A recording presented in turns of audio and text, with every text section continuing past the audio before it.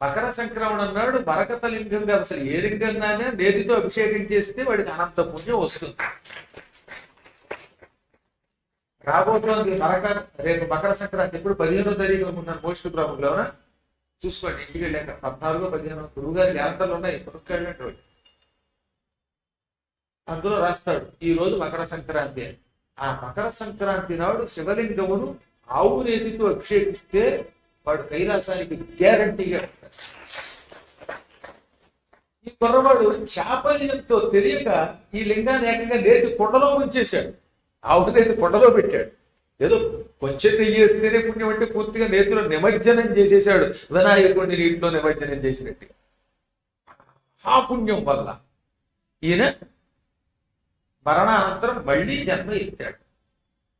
పూర్వజన్మలో నేను పరాశర గోత్రంలో పుట్టాను. బాల్యంలో చపలత్వంతో మరకత లింగాన్ని మకర సంక్రమణ నాడు నేతి కుండలో ఉంచాను. ఆ పుణ్యం వల్ల ఈ జన్మలో ఒక మహర్షిగా పుట్టాను అని గ్రహించాను. నేను గ్రహించి ఇంకా అప్పటి నుంచి లింగాలు ఎన్నెన్నో పోగు చేశాను. ఎక్కడ ఎక్కడ ఏ లింగం దొరికితేది, మరకత లింగం, స్ఫటిక లింగం, సువర్ణ లింగం, పార్థివ లింగం, సైకత లింగం, ఇలాంటి లింగములు దొరికితే చాలు పోగేసి ఇంట్లో పెట్టేవాడు. ఇల్లంటే ఆయనకి ఆశ్రమం అన్నమాట. ఆశ్రమం అంతా లింగమయం అయిపోయింది.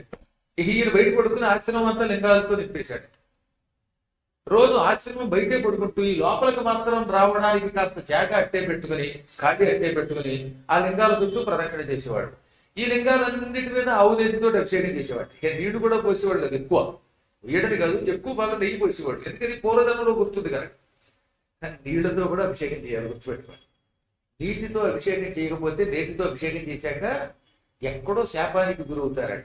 అక్కడ జరిగింది ఇక్కడ పొరపాటు. మీకు ఎప్పుడైనా పంచామృతాలు, నెయ్యి, ఫలరసాలు వీటితో అభిషేకం చేశాక మళ్ళీ పైన శుద్ధ జలం పొయ్యాలి. ఎప్పటికప్పుడు శుద్ధ జలం పొయ్యాలి శివుడి మీద. అలా పొయ్యకపోతే కొంచెం లోపం అనబడ్డది. ఏ లోపం? అభిషేక లోపం. శివలింగాభిషేకంలో ఒక లోపం జరిగినట్టు అన్నమాట.